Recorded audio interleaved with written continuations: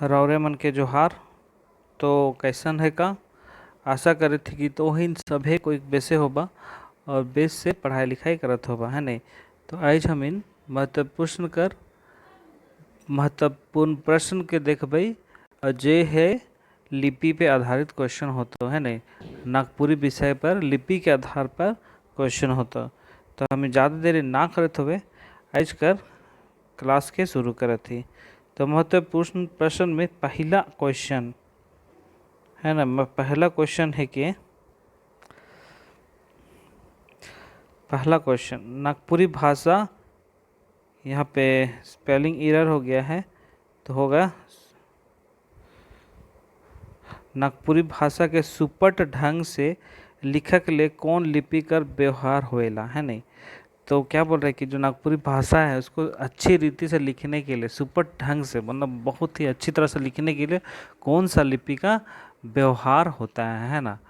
सबसे अच्छा व्यवहार होता है। तो इसका आंसर होगा ऑप्शन नंबर सी, देवनागरी लिपि है ना। इसका आंसर होगा देवनागरी लिपि। हम लोग अगर कुछ भी नागपुरी विषय को लेके हम लोग कुछ भी लिखित रूप में लिखते हैं है ना, तो हम लोग देवनागरी ही लिपि का उपयोग करते हैं प्रायः है ना। चाहे आप लोग साहित्य को देखिए, कविता को देखिए है ना, सब कुछ क्या है देवनागरी लिपि के द्वारा ही लिखा जाता है। जो भी नागपुरी भाषा होता है वो सब कुछ हम लोग देवनागरी लिपि पे ही लिखते हैं। ठीक है। तो अगला क्वेश्चन है लिपि कर साधारण मतलब केकर से आहे है ना। तो बोल रहा है कि जो लिपि है, लिपि का जो संबंध है वो किससे आता है, उसका संबंध किससे होता है ना। ऑप्शन नंबर ए पढ़े से, समझे से, लिखे से, या ध्वनि के लिपेक से है ना। ध्वनि के लिपेक से क्या चीज़ से होता है, इसका जो संबंध किससे होता है। तो इसका आंसर होगा ऑप्शन नंबर डी, ध्वनि के लिपेक से है ना। कि जो भी लिपि होता है उसको हम लोग ध्वनि के आधार पे उसको हम लोग देखते हैं है ना, और उसको हम लोग लिखने का प्रयास करते हैं। ठीक है। अगला क्वेश्चन है क्वेश्चन नंबर 3, कौन लिपि कर विशेषता स्वर, व्यंजन और मात्रा से संबंधित है ना। कौन ऐसा लिपि है जिसका संबंध स्वर और व्यंजन और मात्रा से आता है ना। कैथी लिपि, हिंदी लिपि, बांग्ला लिपि या फिर देवनागरी लिपि। इस सब में आंसर क्या होगा, इसका आंसर होगा देवनागरी लिपि है ना। जैसे अभी हम लोग क्वेश्चन देखे थे है ना दूसरा नंबर का, कि किससे संबंध है, देवनागरी लिपि से ही संबंध है ना लिखने में।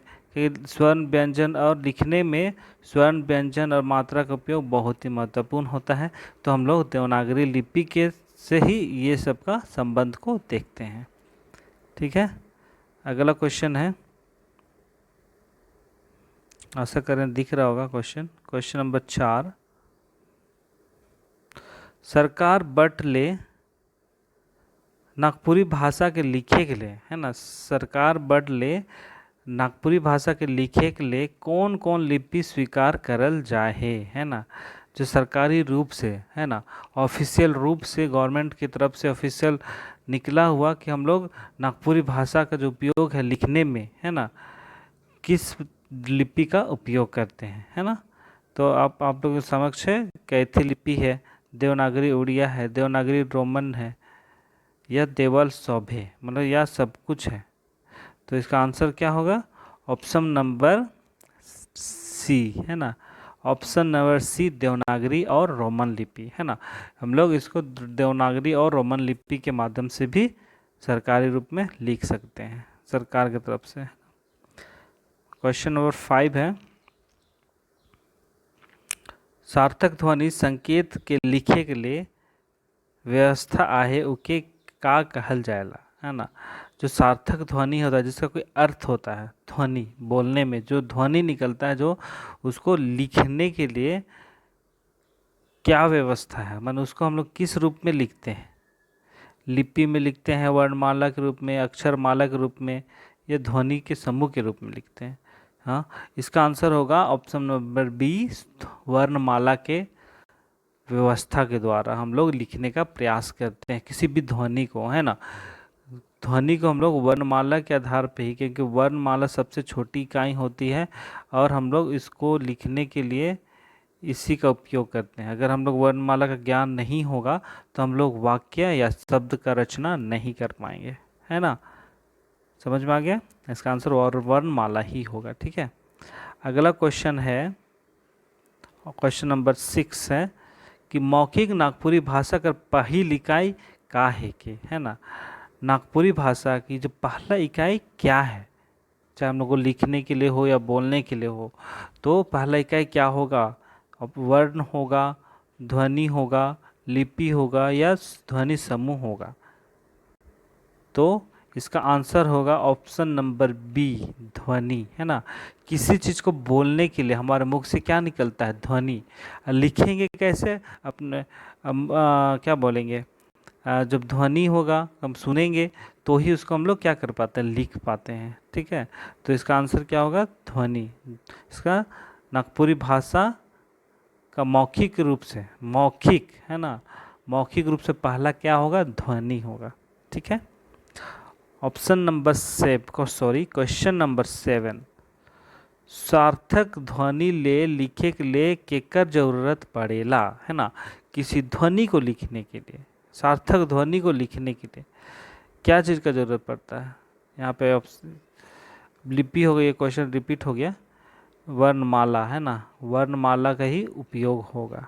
ठीक है, ये रिपीट हो गया क्वेश्चन। अगला क्वेश्चन है क्वेश्चन नंबर 8, लिपि से समझल जाएला। हम लोग लिपि से क्या समझते हैं? लिपि का मतलब क्या होता है? अक्षर संबंधी विशेषता होता है, वर्ण संबंधी विशेषता होता है, वर्णमाला संबंधी विशेषता होता है या लिखेक संबंधी विशेषता होता है ना। अक्षर संबंधी में इसका आंसर क्या होगा? लिपि का समझल जाएगा, लिखेक संबंधी विशेषता, है ना। जो लिपि का जो संबंध है क्या है? लिखने से है ना। स्क्रिप्ट, है ना, स्क्रिप्ट का क्या होता है? लिखना। जो लिखित रूप से हम लोगों के समक्ष उपस्थित होता है, हम लोग के सामने लाया जाता है, वो सब क्या है? लिपि है ना, जो लिखित रूप से। जैसे हम लोग अपने ऐतिहासिक को देखेंगे, ऐतिहासिक चीज़ों को, तो हम लोग के सामने में क्या क्या है? साहित्य है ना, बहुत सारे क्या बोलते हैं, अभिलेख मिले हैं, पांडुलिपि है, वह सब क्या है? एक स्क्रिप्ट है ना। लिपि में हम लोगों को उस सब मिला है, पर वो क्या कहलाता है? वो लोग लिखित से संबंधित है ना, लिपि, है ना। तो इसका आंसर होगा लिखित से संबंधी विशेषता। अगला क्वेश्चन है क्वेश्चन नंबर 9, कोनो लिपिकर विशेषता केकर से टिकल होएला, है ना।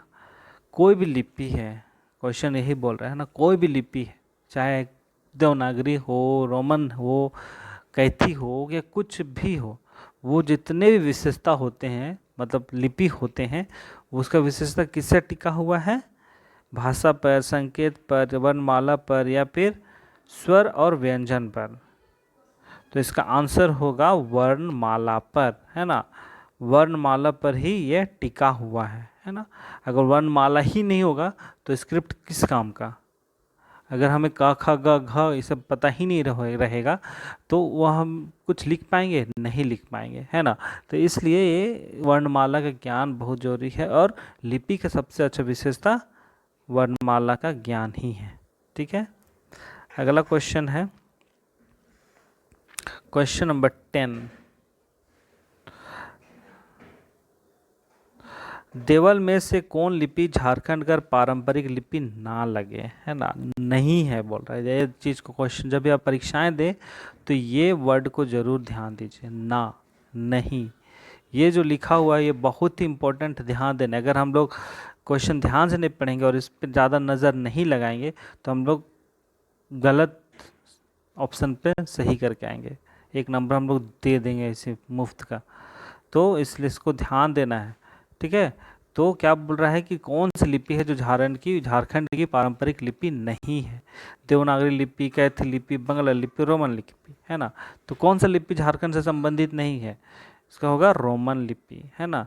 पारंपरिक रूप से बोला जा रहा है, पारंपरिक रूप से, तो इसका आंसर क्या होगा? रोमन लिपि। ठीक है, तो आप तो ये 10 सवाल थे जो नागपुरी व्याकरण पर स्क्रिप्ट से संबंधित क्वेश्चन थे।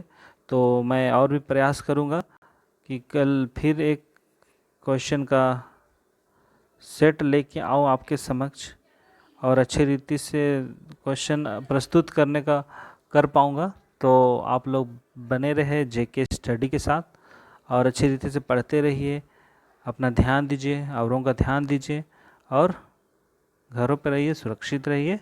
और जो भी क्वेश्चन जो सेट जो कल भी मैंने दिए हैं और आज भी जो दिए आज, वो भी बहुत ही महत्वपूर्ण है। तो इन क्वेश्चन को आप ज़रूर देखिए, है ना, ज़रूर देखिए और अच्छी रीति से पढ़ाई कीजिए। बहुत बहुत धन्यवाद।